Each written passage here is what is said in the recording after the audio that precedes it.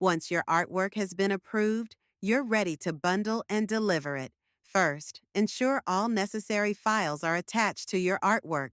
Right-click on your artwork and select Manage Files. Here, simply drag and drop the required files from your computer into the window.